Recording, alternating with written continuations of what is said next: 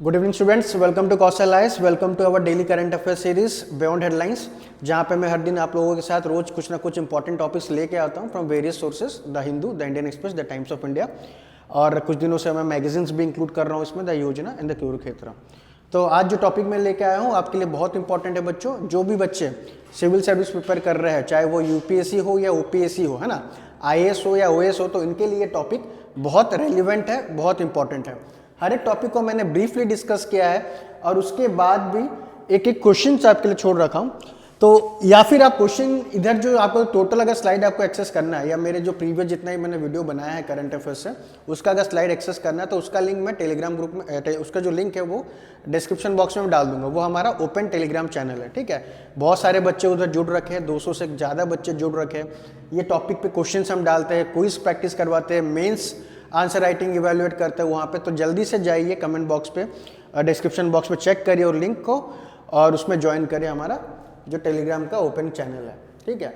तो ये जो आपको पता है कि ओपीएससी का जो प्रीलिम्स एग्जाम है 15 दिसंबर को हो रखा है। अब आने वाले कुछ दिनों में, शायद नेक्स्ट वीक ही उसका रिजल्ट्स आ जाएगा। फिर बच्चे लोग क्या डिमांड कर रहे हैं, सर मेंस के लिए जल्दी स्टार्ट करिए प्रिपरेशन। तो ऑलरेडी हम एक लॉन्च कर दिया है मेंस टेस्ट सीरीज ओपीएससी के लिए, exclusive for OPSC in both English and Odia medium, जहाँ पे हम प्रोवाइड कर रहे हैं आपको daily answer writing, 10 full length test है, 20 सेक्शनल टेस्ट है, एसे टेस्ट है, ऑप्शनल टेस्ट है। इसके अलावा टेस्ट के अलावा भी हम क्या कर रहे हैं, प्रोवाइड एथिक्स क्लास प्रोवाइड कर रहे हैं, governance class, essay class, Odisha history, geography, ठीक है। तो we are the best in this market. पूरा उड़ीसा में आपको इस तरीके से value added material, one on one mentorship कहीं नहीं मिलेगा, जो कि टेस्ट के साथ साथ आपको क्लासेस भी प्रोवाइड कर रहा है, ठीक है। तो आपको अगर ज्वाइन करना है हमारे मेंस टेस्ट सीरीज में, तो दिए गए कॉन्टैक्ट नंबर पे व्हाट्सएप करिए, कॉल करिए, जल्दी से अपना सीट बुक करिए, और अपना जो ओएस बनने का जो ड्रीम है आप, वो हम डेफिनेटली आपका जो फुलफिल करने में बहुत आगे तक हेल्प करेंगे, ठीक है। तो इसके रिलेटेड कुछ कुछ वीडियोस भी हमारे ऑफिशियल चैनल में हमने डाल रखा है, आप चेक कर सकते हैं, ठीक है। और जल्दी से जल्दी रजिस्टर करिए। तो coming back to our topic, जो आज टॉपिक मैंने ले रखा है, ठीक है, वो है Trump declare to end US citizenship by birth, ठीक है, PM internship scheme, national turmeric board, Paris agreement, smart city mission, ठीक है। तो ये सब टॉपिक को आज हम ब्रीफली डिस्कस करते हैं। तो आइए, जो पहला टॉपिक है बच्चों, क्या है, Trump declares end to US citizenship by birth, ठीक है। तो बहुत बड़ा झटका लगा है काफ़ी सारे इंडियंस को, अराउंड 15-20 लाख इंडियंस जो वहाँ पे है यूएस में। जैसे आपको पता है, ट्रम्प ने कल ही उन्होंने ओथ ले लिया है, ज्वाइन कर लिया ऑफिस एज ए प्रेसिडेंट, ठीक है। वो बिलोंग करते हैं आपका डेमोक्रेटिक पार्टी से। तो अभी उन्होंने आते ही बहुत सारा 3-4 मेजर डिसीजन लिया है, ठीक है, जो कि पूरा वर्ल्ड को सच में हिला देगा।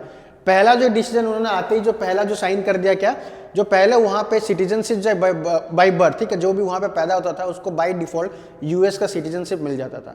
तो यहाँ से जो भी इंडियंस जो वहाँ पे H1B वीज़ा में गए थे काम करने के लिए, तो ऐसा होता है कि वहाँ पे वो लोग फैमिली प्लान कर लेते हैं ना, बच्चे अगर वहाँ पैदा हुए तो उनको सिटीजनशिप मिल जाता है, उसके आधार पर उनके माँ बाप को भी एक्सटर्नल वीज़ा, जो एक्सटेंडेड वीज़ा मिल जाता है, तो और भी लोग दिन स्टे कर सकते हैं यूएस में। बट ये जो प्रॉब्लम था, उससे एक प्रॉब्लम इशू रेज करता था, इलीगल जो माइग्रेंट्स इशू जो हो जाता था।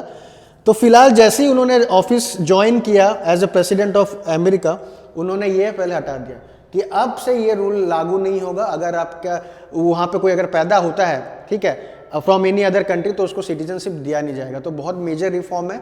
ये कैसे इम्पैक्ट करेगा हमारे इंडियन जो वर्कर्स है वहाँ पे काम कर रहे हैं, जो H1B वीज़ा में गए हुए हैं, तो ये देखना है कि आने वाले टाइम में क्या एक्शन लिया जाता है। तो हमारे जो फॉरेन मिनिस्टर है जयशंकर, ठीक है, तो उन भी मीटिंग अभी करने वाले हैं इनसे कि क्या चेंजेस होगा, क्या भी उनको करना पड़ेगा, ताकि जो इंडियंस जो वहाँ पे है ना, उनको कैसे हम फैसिलिटेट कर पाए, कैसे वहाँ पे जो उनका रूल चेंज हुआ है तो कैसे एकोमोडेट कर पाए। तो ये बहुत ही बड़ा डिसीजन है। सिटीजनशिप बाय बर्थ जो होता था उसको हटा दिया गया यूएस में, ठीक है। और एक है जो यहाँ पे, और एक दूसरा जो डिसीजन उन्होंने लिया था कि mister Trump also said he plan to levy 100% taxes on BRICS country, ठीक है। जो ब्रिक्स आप जैसे जानते हैं, ठीक है, जो एसोसिएशन आपका है Brazil, Russia, India, China, south Africa, और भी कुछ मेंबर्स ऐड हो गए इसमें। तो उन्होंने क्या किया, जो यूएस से जो इंपोर्ट करते हैं, ठीक है, यूएस से फॉर एग्जांपल कुछ सेमीकंडक्टर या फिर इलेक्ट्रॉनिक्स आइटम, मोस्टली यूएस से जो कैपिटल गुड्स अगर इंपोर्ट करते हैं तो उस पर जो इंपोर्टिंग ब्रिक्स जो नेशन है 100% कस्टम ड्यूटी लगा देता है, ठीक ठीक है। इससे क्या होता है, यूएस का जो एक्सपोर्ट मार्केट है वो कम हो जा रहा है, ठीक है। लोग यूएस का जो इंडिया है, सपोज जो ब्रिक्स नेशन है, वो लोग इजीली यूएस में एक्सपोर्ट कर दे रहे हैं अपना सामान, अपना जो भी गुड्स से सर्विसेज है यूएस में आराम से एक्सपोर्ट कर दे रहे हैं, जिससे वो रेवेन्यू भी अपना कमा पा रहे हैं। बट जब यूएस एक्सपोर्ट करता है इन कंट्रीज में, तो ये सब कंट्रीज क्या करते हैं ना, हेवी ड्यूटी चार्ज कर दे रहे हैं। तो इससे जो यूएस का जो सामान है वो ब्रिक नेशन में आता है तो बहुत महंगा हो जाता है, ठीक है, अनअट्रैक्टिव होता है। तो बट यूएस का तो बहुत लॉस हो रहा है, ठीक है।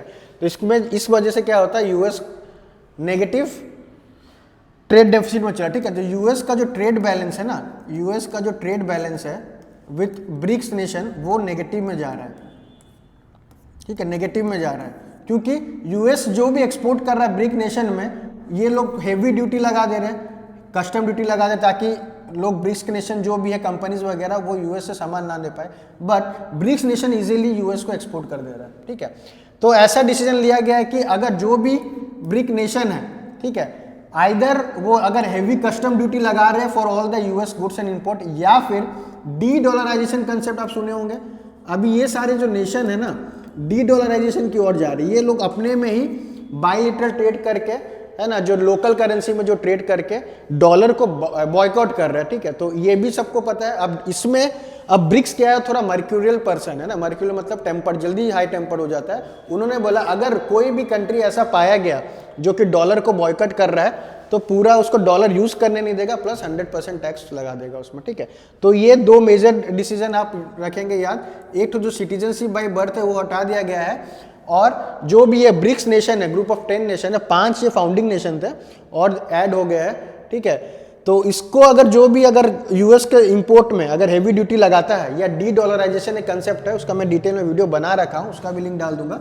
अगर कोई भी डॉलर को बॉयकॉट करके, या यूएस का जो एनिमी नेशंस है ना, जो जैसे रशिया, ईरान, आपका चाइना, अगर उससे भी ट्रेड करता है, तो वो सब कंट्री पे कितना लगाएगा, 100% टैक्स इंपोज कर देगा, ठीक है।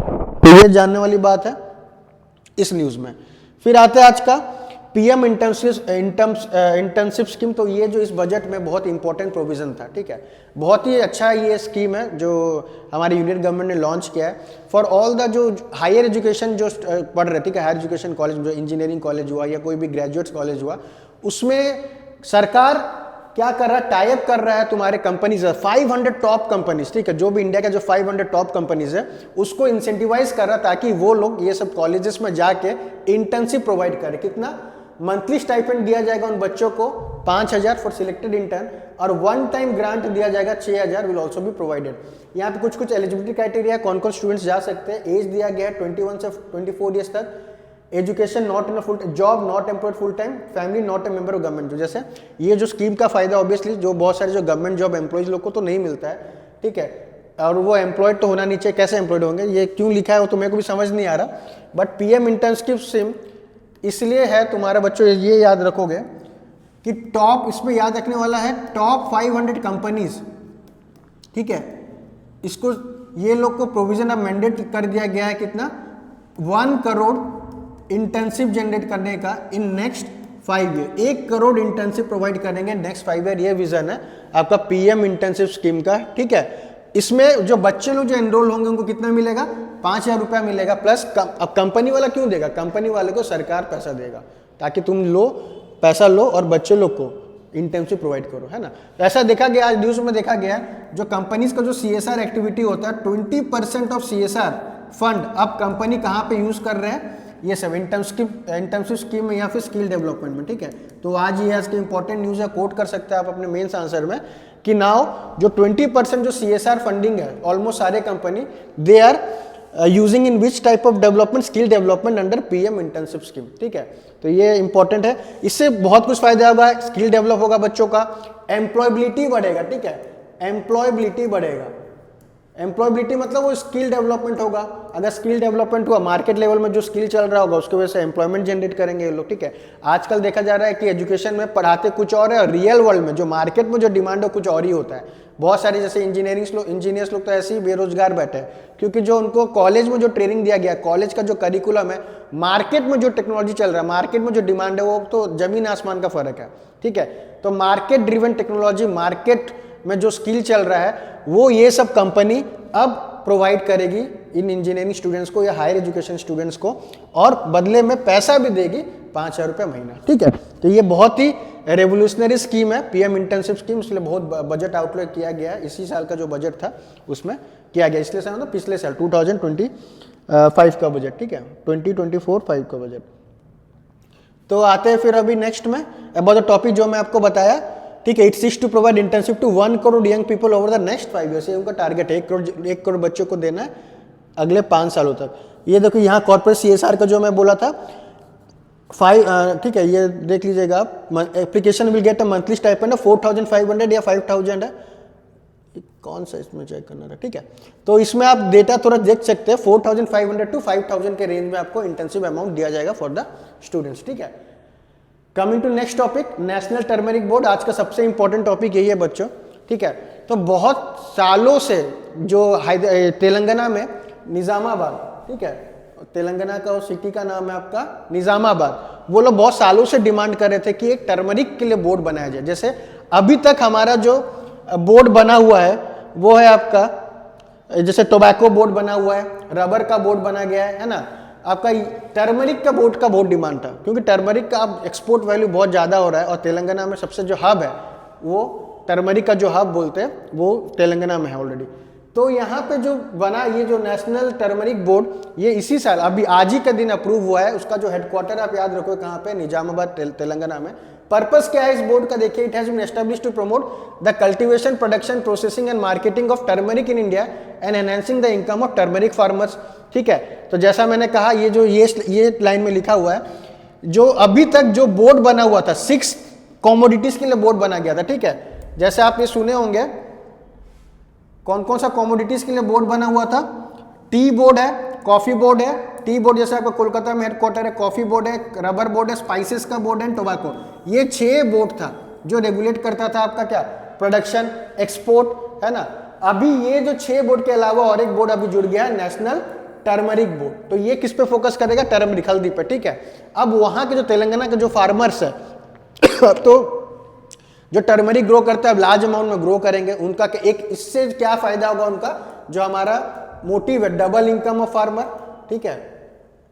उनको लाइवलीहुड अपॉर्चुनिटी मिलेगा, डबल इनकम होगा, एक्सपोर्ट करेंगे, ठीक है। इस तरीके से फार्मर्स का इनकम भी सिक्योर होगा ये बोर्ड एस्टेब्लिशमेंट होने के बाद। कुछ बोर्ड अगर एस्टेब्लिश होता है बच्चों, क्या होता है ना, उसको स्टैट्यूटरी पावर मिल जाता है, ठीक है। उसके पास बहुत पावर आ जाएगा, बोर्ड को रेगुलेट कर पाएगा, फंडिंग मिल पाएगा फार्मर्स को जो टर्मरिक वहां पे कल्टीवेट करेंगे, ग्रो करेंगे, ठीक है। क्रेडिट मिल पाएगा, है ना। जैसे क्या टर्मरिक अभी जैसे अगर वो बोर्ड एस्टेब्लिश नहीं है, स्टैट्यूटरी बोर्ड नहीं है, ये सब अगर आप कल्टीवेट करते हैं ना, टी, कॉफी, रबर, स्पाइसेस, तो बैंक वाला भी आपको लोन दे देता है, जो क्रेडिट फैसिलिटी आपके लिए ईजी हो जाता है फार्मर्स के लिए। बट टर्मरिक जिसमें बोर्ड नहीं है एस्टेब्लिशमेंट, तो वहां पे बैंक वाला भी क्रेडिट फैसिलिटी देने में डरेंगे। बट अभी ऐसा कि ये अप्रूव्ड हो गया, ये बोर्ड बन गया, तो अब फार्मर्स को इजी क्रेडिट फैसिलिटी मिल जाएगा along with other benefits from the central government, ठीक है। तो ये आज का सबसे इंपॉर्टेंट टॉपिक था, नेशनल टर्मरिक बोर्ड। फिर coming to Paris agreement. Paris agreement तो देखो क्या है बच्चों, बहुत पहले से चले आ रहा है, हर दिन तो न्यूज में आता ही है। तो इस बार इसलिए न्यूज में अगेन बिकॉज ऑफ यूएस जो प्रेसिडेंट डोनाल्ड ट्रंप, तो बहुत बड़ा डिसीजन उन्होंने फिर से ले लिया कि पेरिस एग्रीमेंट से उन्होंने विड्रॉ कर लिया। 2020 में भी ऐसा डिसीजन उन्होंने लिया था, बट बिडेन आके रिस्टोर कर दिया, ठीक है। तो यूएस जो प्रेसिडेंट है डोनाल्ड ट्रंप है, वो हमेशा जब भी प्रेसिडेंशियल में आता है सबसे पहले पेरिस एग्रीमेंट से विड्रॉ कर जाता है।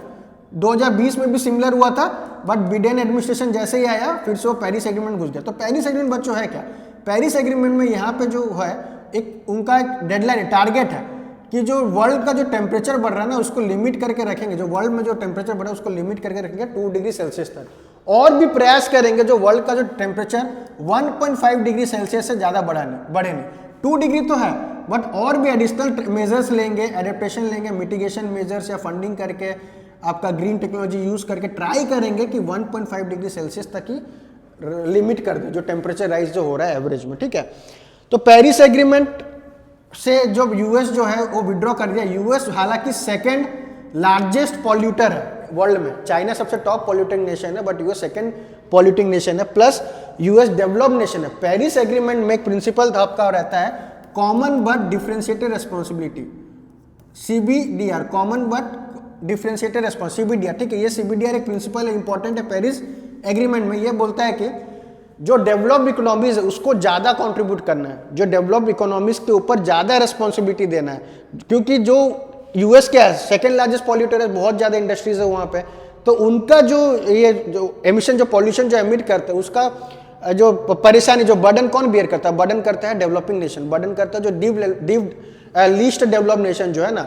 यहाँ पे इंडस्ट्रियलाइजेशन बढ़ रहा है, पॉल्यूशन यहाँ पे हो रहा है, क्लाइमेट चेंज का इफेक्ट कहाँ पड़ रहा है, जैसे इंडिया में आप देख सकते हो, उड़ीसा में साइक्लोन हो रहा है, क्यों हो रहा है, because of climate change impact. तो इसलिए ये CBDR प्रिंसिपल, जो कि पेरिस एग्रीमेंट का कोर प्रिंसिपल है, वहां पे ये बताया गया है कॉमन सबका रिस्पॉन्सिबिलिटी वही है, क्लाइमेट चेंज को मिटिगेट करना, जो टेम्परेचर राइज है उसको 1.5 डिग्री सेल्सियस लाना, बट डिफरेंशिएटेड रिस्पॉन्सिबिलिटी आता है। एम कॉमन है सबका, बट रिस्पॉन्सिबिलिटी डिफरेंशिएट कर दिया गया है अमंग हुम, among developed nation and developing nation.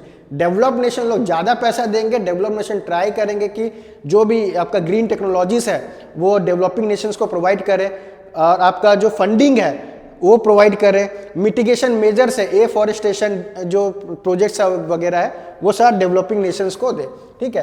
तो इस यहाँ पे आप CBDR रखेंगे, और इसलिए ये न्यूज़ में है बच्चों, क्योंकि अब यूएस जो कि सेकेंड मोस्ट पॉल्यूटेड जो कंट्री था, एमिट करता था, और डेवलप्ड नेशन था, वो विड्रॉ कर दिया।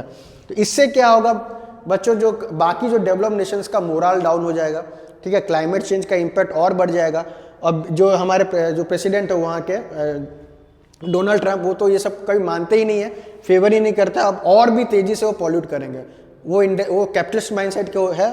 तो अब देखा जाएगा कि और भी जो ग्रीन कवर है और खत्म होते जाएगा, पॉल्यूशन और भी बढ़ेगा, और जो मेन जो प्रॉब्लम है जो फंडिंग का, ठीक है, फंडिंग का वो अब इशू एक हो जाएगा, ठीक है, फंडिंग टू डेवलप नेशन। तो बहुत सारा इसका इम्पैक्ट हो रहा है जब यूएस पेरिस एग्रीमेंट छोड़ देगा, ठीक है। तो इसमें जो मैं बताया वही है, स्लाइड्स को आप रेफर कर सकते हैं। पेरिस एग्रीमेंट कब एस्टेब्लिश हुआ था, उसका टारगेट क्या है। अगेन स्मार्ट सिटी मिशन, ये भी बहुत पुराना टॉपिक है, ये इसलिए न्यूज़ में बच्चों इसका 10 साल हो गया, ठीक है, जो होता है डिकेडल सेलिब्रेशन हो गया, तो 10 साल हो गया स्मार्ट सिटी मिशन का। तो इसलिए इंपॉर्टेंट है न्यूज़ में, ये आपका मेंस में भी आ सकता है क्वेश्चन कि 10 साल में क्या अचीव किया है स्मार्ट सिटी मिशन, जो इतना पॉम्प एंड शो में बहुत से प्रमोट किया गया था, 2015 में लॉन्च किया गया था कि 100 सिटीज़ को सिलेक्ट करेंगे, पूरा डेवलप्ड बनाएंगे, क्या ये हो पाया है, ठीक है। तो इस टाइप से जो उनका टारगेट था, जो मैंने देख रखा है, 48,000 करोड़ था, इतना प्रोजेक्ट बना, 100 सिटीज़ ये लोग लिए थे, टारगेट किए थे कि टॉप 100 सिटीज़ को हम क्या बनाएंगे, स्मार्ट सिटीज़ बनाएंगे, 100 सिटी टारगेट किए थे। तो इसका रिपोर्ट कार्ड एक तरीके से आज निकला हुआ है। ये जो मिशन था क्या सक्सेसफुल रहा है या कुछ बैकवर्ड में रहा है या कुछ लैक्यूना रह गया, ठीक है। तो ये जो मिशन है एज पर जो है तो सक्सेसफुल नहीं रहा। क्यों नहीं रहा? क्योंकि ये जो the smart city initiative was based on the internet of thing, ये जो मिशन था ना गवर्नमेंट का, ये बेस्ड था आपका IoT में, internet of things, a framework that works well in advance capitalist country where basic utilities are already in place. जैसे आपको कैसे गवर्नमेंट ने ये स्मार्ट सिटी मिशन बना के लोगों को बेवकूफ़ी बनाया। ये जो कंसेप्ट था वो US कैपिटलिस्ट कंट्री में था। क्या होता कि जब हमारे कंट्री में इकोनॉमी में जो बेसिक नेसेसिटी ही नहीं है, बेसिक नेसेसिटी पे काम ही नहीं किया। जैसे बेसिक नेसेसिटी क्या होता है आपका, सैनिटेशन होना चाहिए अच्छा, ठीक है, आपका वर्क जो रोड का कंडीशन अच्छा होना चाहिए, इंफ्रास्ट्रक्चर अच्छा होना चाहिए, कनेक्टिविटी अच्छा होना चाहिए। तो ये सब क्या है, ये सब बेसिक नेसेसिटी है। ये बेसिक नेसेसिटी तो सरकार को देना ही चाहिए हर जगह, ठीक है। स्मार्ट सिटी मिशन में वो लोग यही प्रोवाइड कर रहे थे। स्मार्ट सिटी मिशन एक्चुअली जो कंसेप्ट था, तुम्हारा जो कैपिटलिस्ट कंट्री यूएस में तो ये बेसिक नेसेसिटी ऑलरेडी कवर्ड है। स्मार्ट क्या होता है, स्मार्ट जो आप IoT internet of things use करके उसको बोला जाता है स्मार्ट। बट जो इंडिया का जो स्मार्ट सिटी मिशन था वो बेसिक नेसेसिटी प्रोवाइड करने के लिए लोग बना दिए थे, ठीक है। ये जो बेसिक नेसेसिटी बच्चों तो म्युनिसिपल कॉर्पोरेशन का रिस्पॉन्सिबिलिटी रहता है। स्मार्ट सिटी मिशन में कैसे एडवांस लेवल में हम पहुंचा है ना, जैसे IoT आप जैसे जानते हैं क्या, आपका बैठे बैठे कार अगर दूर में भी आप है तो using your phone you can control your electric appliances of your house, ठीक है। आपका डोर भी ऑटोमेशन से खुल जाएगा, आप वॉइस मैसेज से आप डोर खोल सकते हैं, AC ऑन कर सकते हैं, AC ऑफ कर सकते हैं। आपका जो टेस्ला जो कार है ना, सब वॉइस से कमांड होगा। तो ये सब होता है स्मार्ट सिटी का actually, but India basic necessity ही पूरा करने लग गया इस मिशन में। दूसरा क्या प्रॉब्लम हुआ है, स्मार्ट सिटी जैसे ही आया जो गवर्नेंस है, जो लोकल गवर्नमेंट है उसको बाईपास कर दिया। स्मार्ट सिटी मिशन को कंट्रोल करने वाला कौन है? सेंट्रल अथॉरिटी है। जो लोकल गवर्नमेंट है, हमारा तो रूरल सेक्टर ही इतना है कि 60% तो पॉपुलेशन रूरल में ही रह रहा है। तो जो पंचायत राज है, जो ग्राम सभा, उनको तो पावर दिया ही नहीं गया है, ठीक है, या फिर लोकल जो अर्बन बॉडीज है उनको पावर दिया ही नहीं गया, म्यूनसिपालिटीज के लोग को पावर दिया ही नहीं गया था। ये जो था तुम्हारा सेंट्रल गवर्नमेंट लोग कंट्रोल कर रहा था। तो अगर लोकल गवर्नमेंट के पास पावर नहीं है तो क्योंकि प्रॉब्लम तो इनको पता है ना, लोकल गवर्नमेंट की कैसे चेंज करना है, क्या चेंज करना है। सेंट्रल गवर्नमेंट से बस डिक्टेट आता था कि ये, तो ये भी एक इशू आ गया। फिर इस थर्ड जो प्रॉब्लम था इसमें आपका पब्लिक इन्वॉल्वमेंट इसमें नहीं था। जैसे मैंने बोला था कि this projects that devoid of meaningful urban governance and public involvement they bound to fail. तो ये जो स्मार्ट सिटी मिशन में पब्लिक लोग से राय नहीं गया था, ऊपर से ऑर्डर आ रहा था, बस फुलफिल किया जा रहा था बजट में, ठीक है। हाँ, ठीक है। तो ये था आपका मिशन आज का, जो टॉपिक्स था इंपॉर्टेंट टॉपिक्स। तो इसी के लिए हम क्या लॉन्च कर रहे हैं बच्चों, 30 जनवरी को हमारा नया बैच स्टार्ट हो रहा है, जहाँ पे हम prelims, mains, optional, CSAT, interview, updated study material, mock test, doubtless सब कुछ प्रोवाइड करते हैं अंडर वन रूफ। तो जल्दी से दिए गए नंबर, कॉन्टैक्ट नंबर पे आप रजिस्टर कर सकते हैं और हमारे जो नया फाउंडेशन बैच है उसमें एनरोल कर सकते हैं। तो वीडियो को अगर अच्छा लगा होगा तो please like, share and subscribe अपने दोस्तों के साथ शेयर करिए। कल मैं आपसे वापस मिलूंगा नए टॉपिक के साथ, ठीक है। Thank you so much.